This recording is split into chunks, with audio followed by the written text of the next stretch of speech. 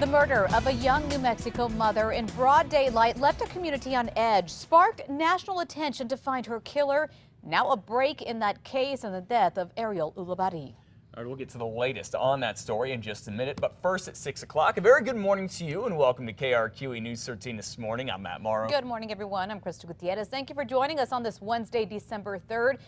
Bit warmer this morning. It is. It's a nice little break. Question is it going to stay warmer? Meteorologist Cassandra Crimmy is here with that. Good morning, Cassie. Hey, good morning, Matt. Good morning, Crystal. And for those of you joining us on this Wednesday morning, we do have mild temperatures. Look at the numbers out the door this morning. 30s and 40s for most of the area. We do have a few 20s. That's going to be up towards Alamosa.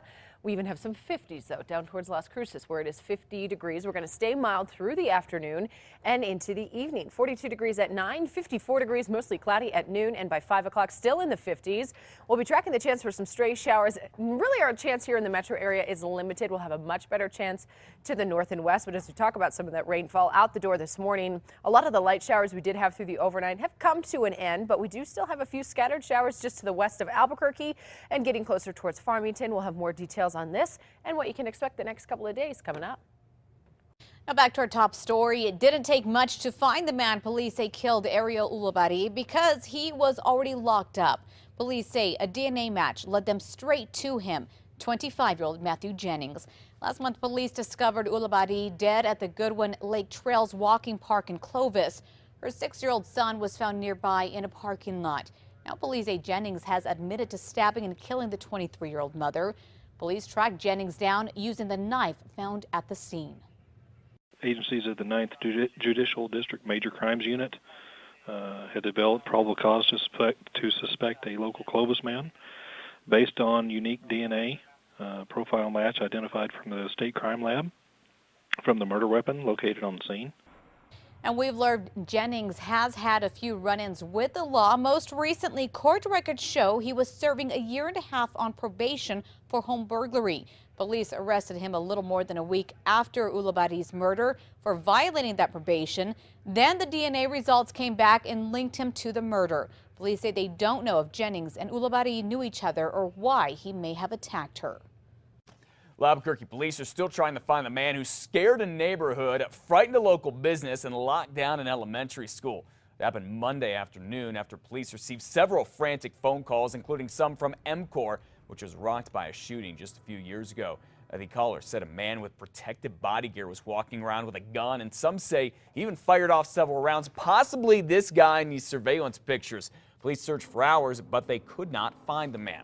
In a half hour, we'll listen to those dramatic 911 tapes and hear from a caller who stopped a bus driver from dropping off kids in the area. Witnesses say a suspected drunk driver accused of putting a Bernalillo County Sheriff's Sergeant in the hospital was laughing after leaving him hurt in the street. Darren Sanchez faced a judge yesterday accused of hitting a sergeant who was riding his department's motorcycle. Witnesses say Sanchez was laughing as he took off. Yesterday, the judge refused to lower Sanchez's bond, saying Sanchez has skipped out on court 8 times. The sergeant is still in the hospital with a collapsed lung and possibly a fractured neck. Time now 6:03. We're learning more this morning about the night an Albuquerque teacher and her boyfriend were killed in a plane crash. According to the National Transportation Report obtained by KRQE, the pilot, Howard Guthrie, could only see a half-mile in light snow. The plane went down last month in the San Juan National Forest. Clouds were also really low that day. The wreckage found 5 days later about 30 miles south of Pagosa Springs. That's where APS teacher Melissa Watson and Guthrie had planned to celebrate her birthday until they were turned away by that storm. All right, 6:04 now. The corgi that was lost here in New Mexico after a car crash and making national news could go home as soon as tomorrow. Dodger is still on an IV at an emergency vet clinic in Albuquerque. Remember, he went missing last month after Carly Kane and her brother got into a crash on I-40 near the Sky City Casino. Dodger bolted after that, and 18 days later, a couple found him near where the crash happened and barely alive.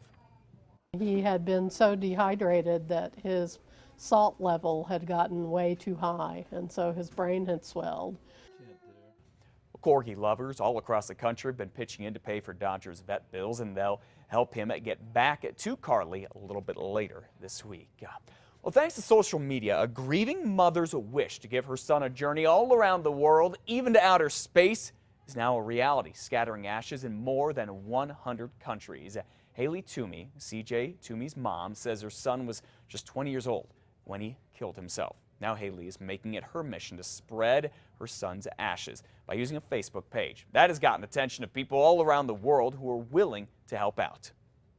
These people are, not only are they helping us give him this last sort of journey, but they're promising us and assuring us that he won't be forgotten. And that's, quite frankly, the biggest gift I could be given.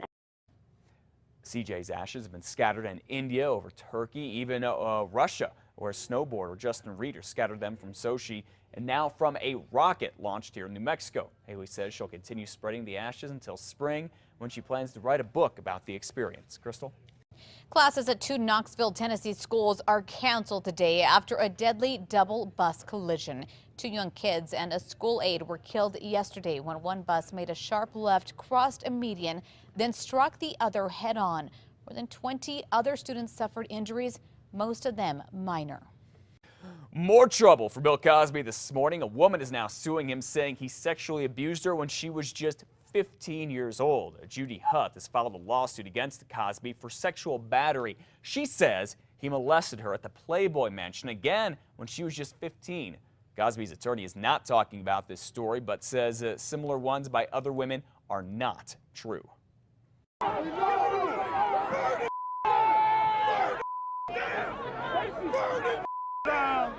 The stepfather of Michael Brown, the unarmed black teen killed by a Ferguson cop, is being investigated this morning for that outburst before the Ferguson protest.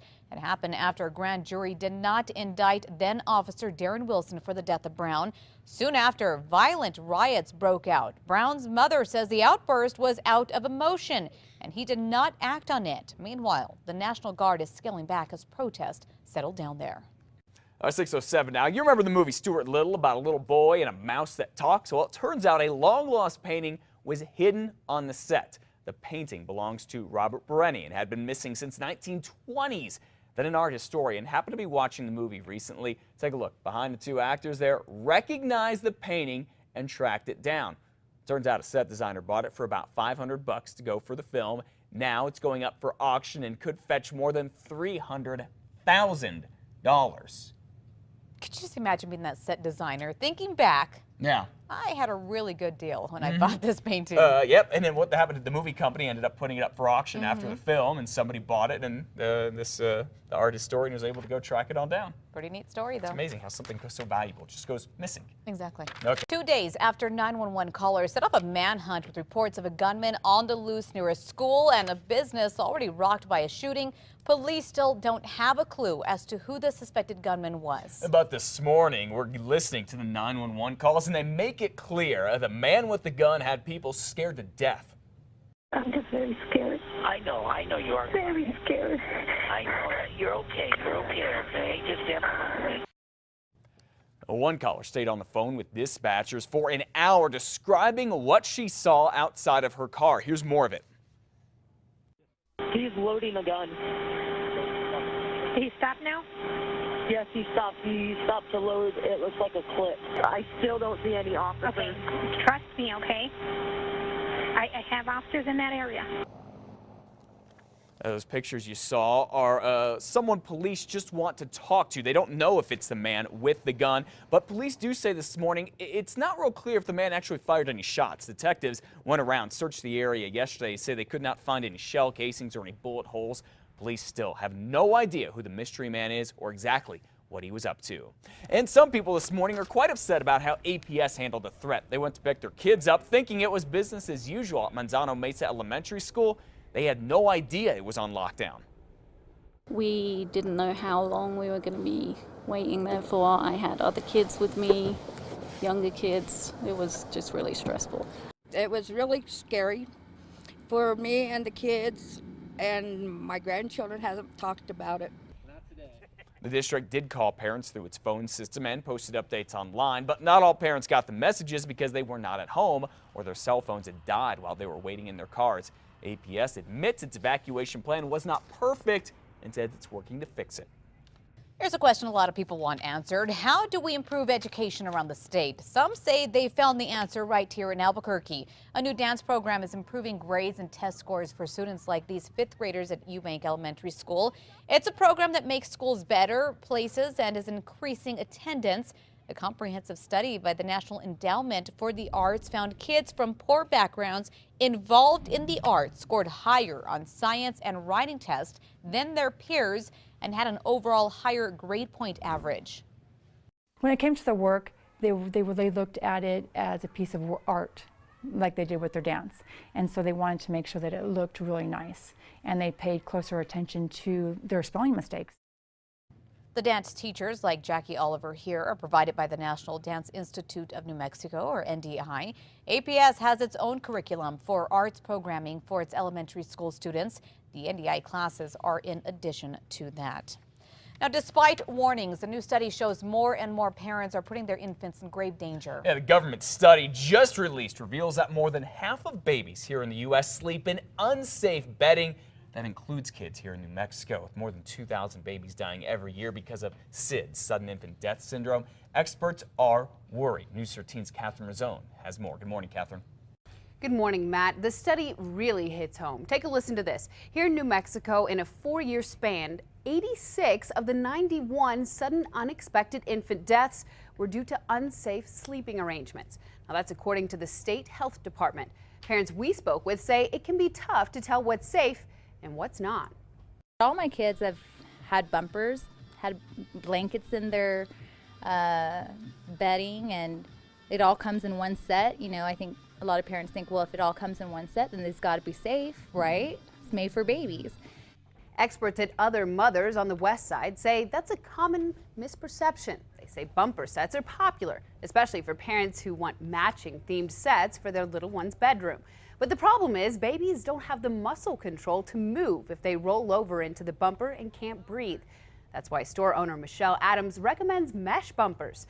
They might not be as trendy, but they're breathable and safe. Parents can also weave the bumper around the crib as an alternative. But it's not just about bumpers. Adams says thick blankets or comforters can also cause children to suffocate. She says pack-and-plays, as they're called, shown here, are also a safe alternative, but so are more traditional methods like swaddling.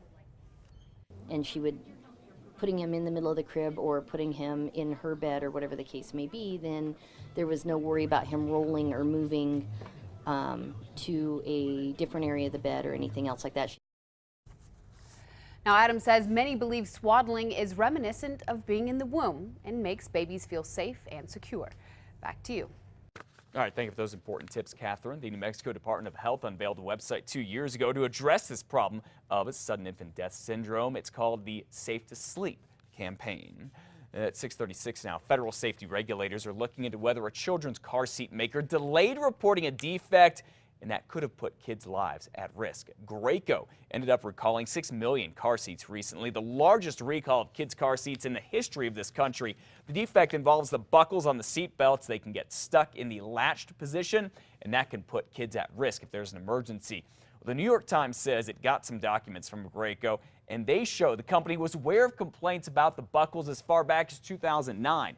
Now Graco could get fined up to $35 million because of this. More kids than last year may go without a gift this holiday season. So Toys for Tots is now pulling out all of the stops in their last-minute push. They're holding a second phone bank tonight to get monetary and toy donations.